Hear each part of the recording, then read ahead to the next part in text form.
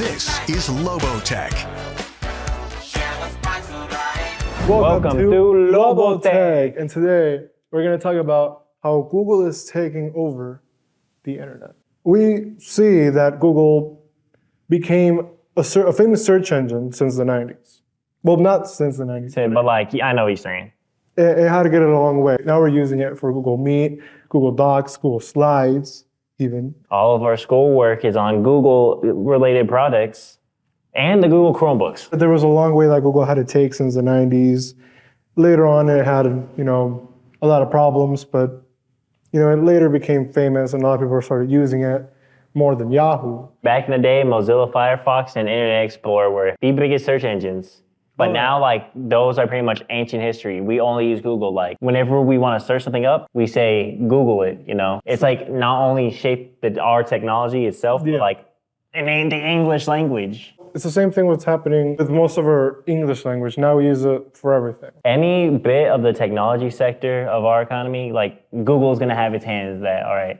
They had the Google Stadia, which, still failed, but... It failed. It lasted for a few years. They had their hands in that at some point. They had Google Phones, which I'm not going to talk too much about that. You're going to have to wait until next week for that one. We're going to talk about more phones, other than Google. Other than Google, but more phones next week. They've also had other stuff that they just bought out in general, like YouTube, which was once its own independently owned company, got bought out by Google, and now that is the biggest video sharing website in the world. It didn't have much rules, but ever since Google owned it now, there's all these rules, and it's the fact that they can pretty much make the rules no matter how crappy, because they're pretty much the only video sharing website right now. Yeah, well, so it's whenever you think of video streaming, you think of YouTube. You don't think of Vimeo.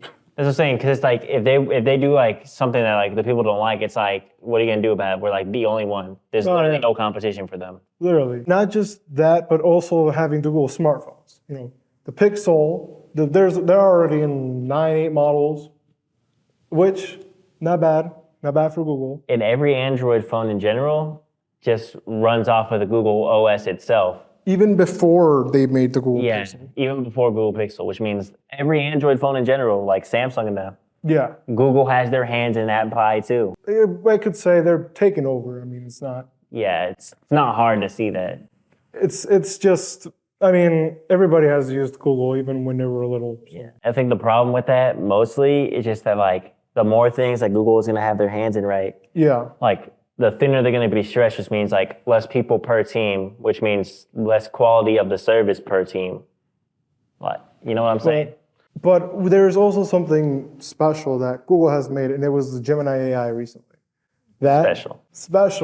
It's not original either, because now every software that you see, or now every app that you see now has the AI, Meta AI is a thing now.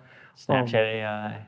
That's the thing. There's just a lot of apps that have the AI feature now, so it's not Google, Google as a search engine, plus all of its phones, have built-in AI. So Google is basically all over the place. Even if you think it's not everywhere, it is everywhere. And it doesn't even mean it's good AI either. It's Gemini has had multiple issues, but again, the team is stretched so thin that it's hard for them to focus to have a bunch of a big team individually helping fixate this AI. There are a lot of examples of this, the Gemini AI said that it's okay to put forks in the microwave once, and that blew up on Twitter. Why did Google do that? I don't know. But it's just so weird how, not just Gemini, but some other AIs can be a little bit dumb. Yeah. That's not... And we can't really have it take over. But it's a built-in feature with the search engine, so you have no choice but to use it. No matter what you Google, Gemini's gonna be the first result that pops up now. I pressed the turn off button and it's not turning off. You can try. I think I turned it off for me and it doesn't appear for me, so I don't know what's happening to you.